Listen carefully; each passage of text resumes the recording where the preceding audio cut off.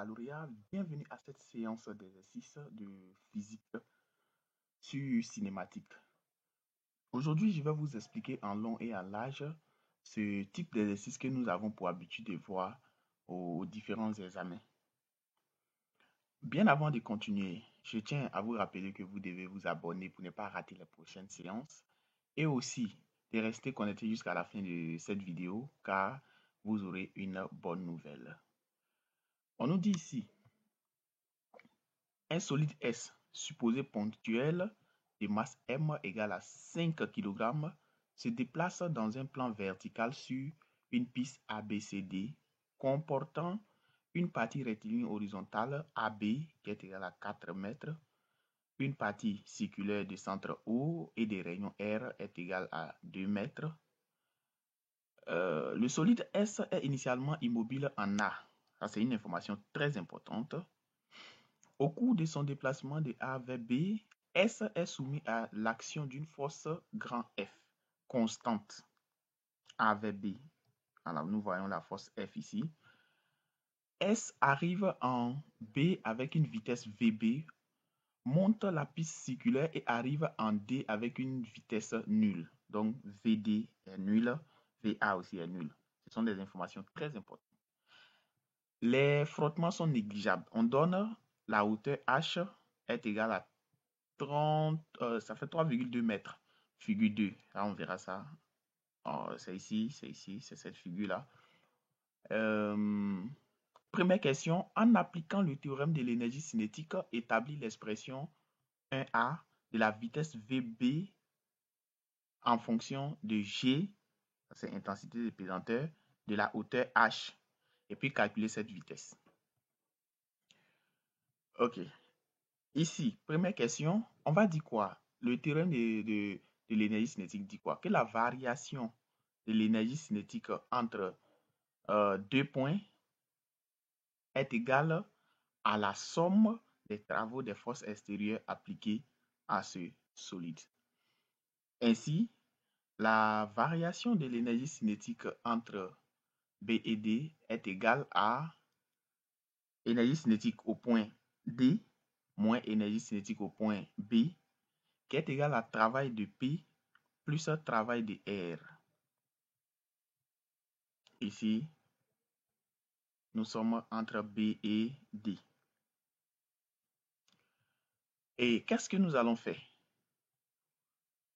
On va décomposer maintenant l'expression de l'énergie cinétique. Or, nous savons quoi? Que l'énergie cinétique au point B est égale à 1 demi de la masse fois la vitesse VB au carré. Et énergie cinétique au point D est égale à 1 demi fois masse fois vitesse au point D au carré. Et or, nous savons que la vitesse au point D est nulle. C'est pour cela que cette expression ECD là est égale à 0. Ça a été donné dans l'énoncé. Ainsi, on se retrouve avec une situation où travail de R aussi est égal à 0 parce que R est perpendiculaire à l'as. Et aussi, travail de P, ça va faire moins M fois l'intensité de pesanteur fois H. Ainsi, on a moins 1 demi de MVB carré qui est égal à moins M fois G fois H. Ici, qu'est-ce que nous allons faire? Nous allons tout simplement simplifier. D'abord, les moins vont disparaître de part et d'autre. M aussi va disparaître de part et d'autre. Comme nous avons besoin de VB, nous allons multiplier toute l'opération par 2. C'est pour cela que VB carré, ça fait 2 fois G fois H. Ainsi, VB, comme nous avons racine carrée, nous avons un nombre carré ici. On va tirer VB maintenant qui va faire racine carrée de 2 fois G fois H. Application numérique, vitesse au point B est égale à racine carrée de 2 fois 10 fois 3,2 qui est égal à 8 mètres par seconde. Deuxième question, qu'est-ce qu'on nous dit? On nous dit d'établir l'expression de la force F en fonction de M, AB et VB. Calculer F. Ici, nous sommes sur la trajectoire ici. Et qu'est-ce que nous allons faire?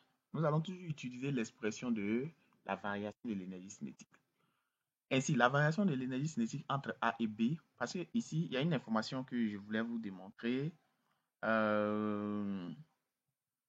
Ici, lorsque nous sommes sur cette tasse, il n'y a pas de force grand F. Et c'est sur AB que nous trouvons la force grand F. Ainsi, si nous voulons déterminer la force grand F, on sera sur ce tasse qui est ici. Ici, on va dire quoi? Que la variation de l'énergie cinétique entre A et B est égale à énergie cinétique au point B arrivé moins énergie cinétique de départ. Donc, qui va faire ici la somme des travaux des forces extérieures appliquées à ce solide. Et ici, les forces qui existent ici, nous avons le poids, la réaction du support et puis la force grand F. Et ici, l'énergie cinétique au point B, ça fait 1 demi de mvb carré. L'énergie cinétique au point A, ça fait 1 demi de mva carré. Or, on nous dit que la vitesse A est nulle. Donc, du coup, ECA est égal à 0.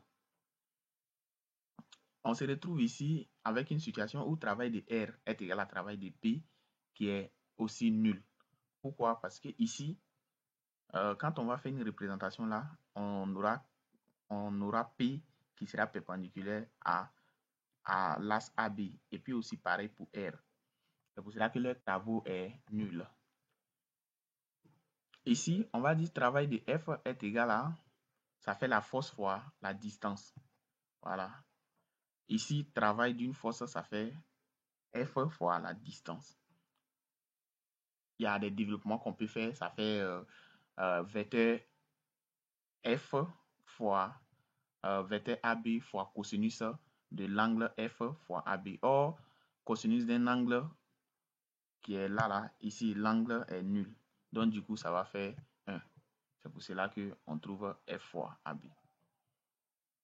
On aura ainsi 1 demi de mvb carré qui est égal à F fois AB. Et ici, F est égal à tout ce qui est là divisé par AB. Application numérique, ça va faire 5 fois 8 au carré divisé par 2 fois 4 qui fait 40 newtons. Comme je le disais, nous avons beaucoup de documents en PDF pour vous accompagner et aussi il y a un groupe de prépa bac pour tous les candidats libres et officiels. Et nous faisons des exercices type bac, des exercices bien corrigés, au cours desquels on explique très bien.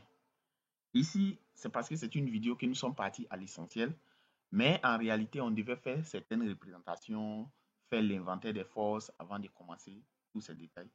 Donc, tous ceux qui veulent les documents en PDF, ils sont au prix de 3000 et vous bénéficiez également d'un mois de prépa bac gratuit.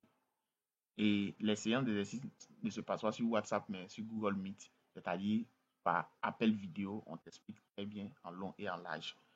Et pour nous contacter, c'est simple. Vous nous écrivez sur WhatsApp ou bien par appel au plus 225 07 57 56 26 91. 07 57 56 26 91. Lorsque vous voulez acheter les documents, vous nous écrivez simplement et on vous répond. Et on répond également à votre besoin. Les documents étant en PDF, on peut vous envoyer quel que soit l'endroit où vous êtes, par WhatsApp ou bien par email. Deuxième question, ou bien pour dire troisième question, exprimer H en fonction de VB, VC et G. Calculer la hauteur H, sachant que VC est égal à 7 mètres par seconde. Et qu'allons-nous faire?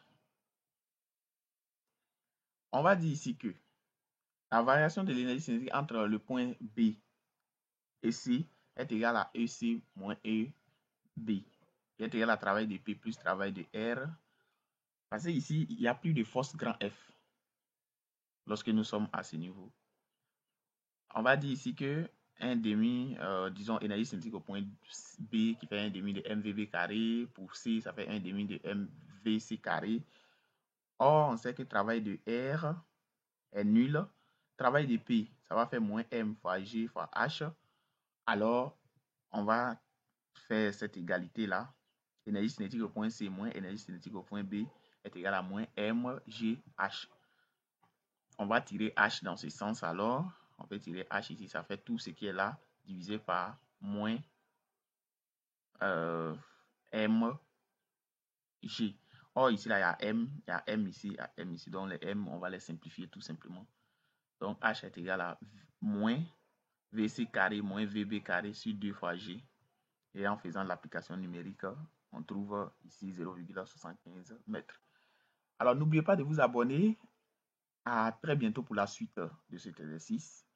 Et vous pouvez nous écrire à tout moment pour les documents en PDF et bénéficier gratuitement un mois de prépa bac en ligne. Je vous remercie et n'oubliez pas de vous abonner.